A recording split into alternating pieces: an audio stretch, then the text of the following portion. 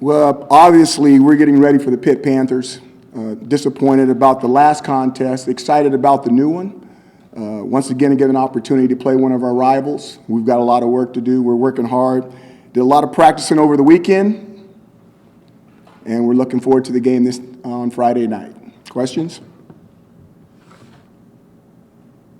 Mark.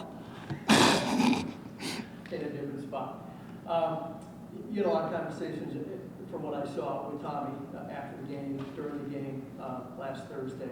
Is there one thing you're telling him? Is there one hurdle that he still hasn't cleared or that you'd like to see him clear in the second half of the season? I don't think it's necessarily that. The things that I tell him in those situations is kind of like, you want immediate feedback on certain situations because you want to be able to put a picture in his head that he doesn't forget. So whether it's a particular play, a particular defense, a particular coverage, maybe something that a DB saw, something a DB did that's really unique. When I grab him on the sidelines, did you see this right here? I did. What did you think that was? This is what I thought it was. You're exactly right, or you're wrong. It's this. Remember that picture. This is how you got to remember that picture. And that's the things that you're going to have to do to give him the foundation so that he can be able to do it all when that comes, whether that's the end of this year, next year.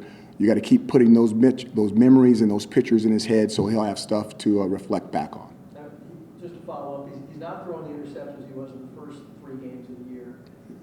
So that's a positive, but is he maybe not taking enough chances now, or how do you see that developing? I think that he's got to be careful now. He's got to be careful. I think that he's throwing for a very high percentage and obviously not throwing the interceptions, which we're really excited about. But the thing that, and this is not directed to Tommy, this is any quarterback that I've had, just like the one that played Monday night, I believe, that was playing. It's a racing car. You want it to be a racing car. You don't want it to be a car that you drive around town. And you want them to be very, very aggressive, not necessarily reckless, but very, very aggressive. But they have to do it in the confines of the offense. And the offense is geared towards, this is not at Tommy Devito. This is our offense I'm talking about. Our offense is geared to be really aggressive, so we really don't need the quarterback to be super aggressive. But he does need to, when we have our opportunities and we have our shots, he needs to be willing to take them. And I think he is willing to take them. We just need to do a better job in other areas and giving him opportunities. Steve? So throughout camp you talked about the 2019 team being different from the 2018 team. And I think talking to guys and going around the program, it's for a bunch of college kids, you can understand how expectations would be high after a 10-win season.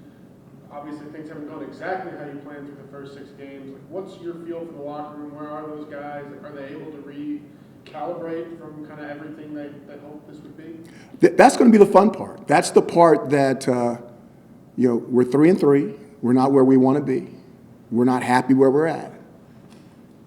Now what? And again, that's what's going to define this season. It's going to define this team. It's going to define this bunch of seniors. And I'm excited about that. Okay, I'm not happy with how things have gone, but now that all that stuff is behind us, and there's no more rose-colored glasses here, this is what we are. Look, this is what we are. It's game 6. Okay, now get better. Other questions? Yeah.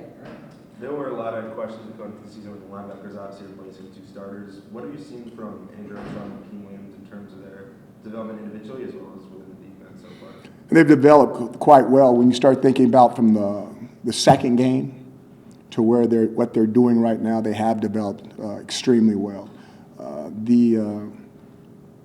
The play that Armstrong made with the interception during the game was a high-quality play. And Lakeem as well made numerous plays that were really good. The one touchdown that was scored in the game, I believe on their part, was just one of those situations where they caught us in the right thing at the right time, at the right situation. And it was a good call, a good execution, touchdown.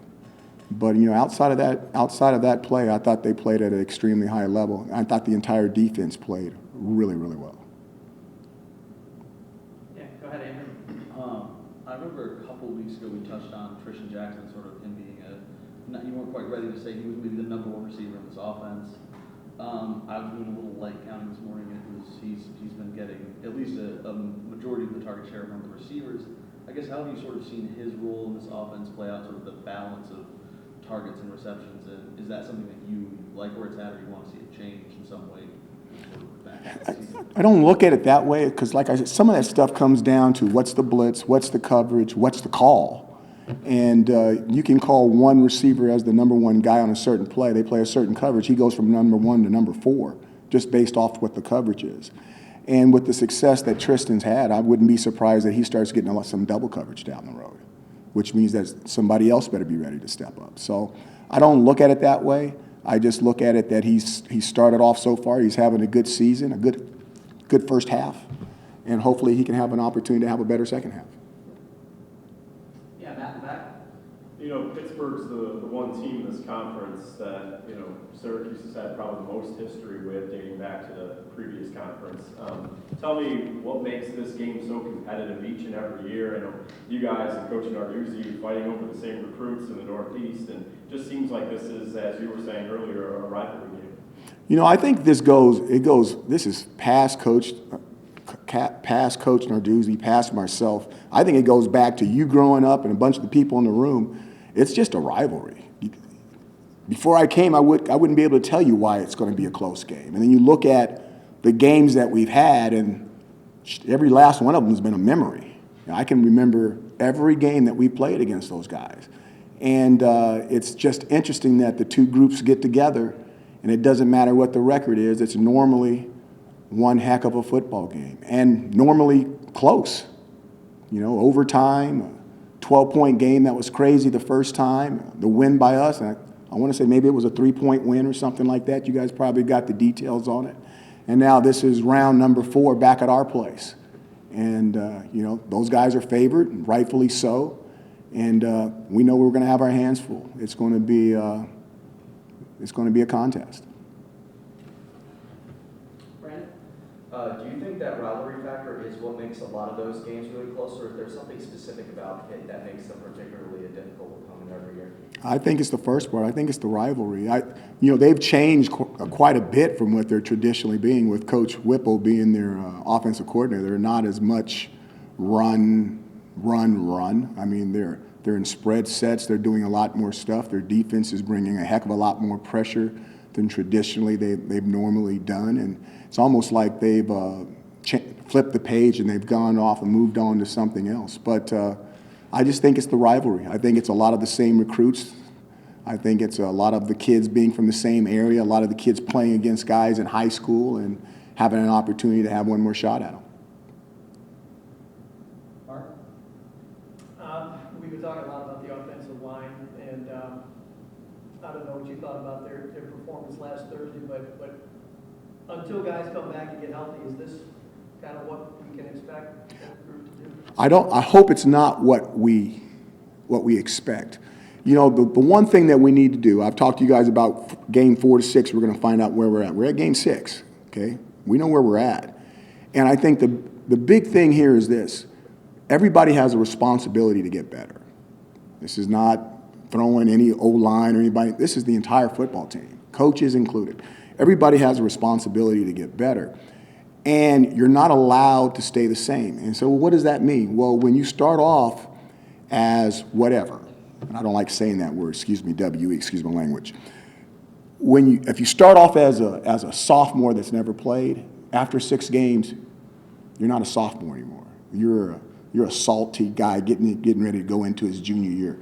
If you've played 6 games as a freshman, even though you're still a freshman, 6 games as a freshman, your play should be improved based off of how much you've been on the field. We need to get better. And what normally happens with football teams at this stage of the game is that everyone looks at their young players. Well, your young players should be developing, but you have to lean on your older players. So my thing is, we need our older players. Our best players have to be our best players. They have to play well. And then the other guys are just coming, okay? The little brothers are just coming. The big brothers, they have to play well. And I think that's where the emphasis is the big emphasis is going back and making sure we're getting the production out of the people that should really be producing for us because they've had a lot of game experience. Steve? Where are you on the injury front? Anyone who might be back from it? No, I don't know any. I'm not even making this up. I don't know what's going on with that stuff. So I would imagine it's exactly the same. How close was Cisco to playing? He's the one guy who traveled. I would not say it's going to change because every time I come up here and I think it's going to change, it hasn't changed. Fair enough. So I'm sitting here going, I'm not going to. It hasn't changed yet. Was there a chance for him to play in Cincy State, or did you want to get something else out of him being there? Something else. Okay. Yeah, in the middle. Pittsburgh's defensive line is probably their strength on their team. What concerns do you have with that unit? They get a lot of sacks. They bring a lot of pressure. They blitz and blitz and blitz. And they're crazy about it. They're fun to watch. It's how the game should be played. They're very, very reckless, even though they're controlled about it. I mean, as a fan, there's going to be some contact. There's going to be some smacking going around. There's no doubt about it. So they're fun to watch. They're a good group. Time for a couple more questions? Steve? So after the NC State game, you thought Taj got dinged. What kind of happened with him? I don't know if you got a chance to talk to him about it. I did. It's still, again, it was an injury. I don't want, there's some stuff that's come out in the last 2 weeks that I think has been damaging our guys on the football field as far as their injuries. So I don't want to talk about this part or that part. We're watching on tape, and it seems like some of our guys are taking shots in particular areas, like people are reading press clippings and they're going after certain spots on people. So I'm not going to start talking about where their areas are, but he was hurt. Okay. Last question for Coach. Matt? Pretty straightforward question. Where's your confidence level in this team at this point, this juncture of the season? My confidence is good. I know that there might be some confidence lacking in other places, but my confidence is good. I'm glad that all the frost and all the fluff is gone, and we're really looking at where we're at. And I think this is where I get excited. Okay, we can either be what everyone says we are, or we can go out and prove them wrong and be something totally different. It's going to take a lot of work because it's not like you can just flip that light switch. I mean, what you see is what we are right now. It doesn't mean we got to stay there. And I think the guys have put in 2 good days of practice, and they're ready to turn a new leaf. Hopefully we'll get to see that on Friday night.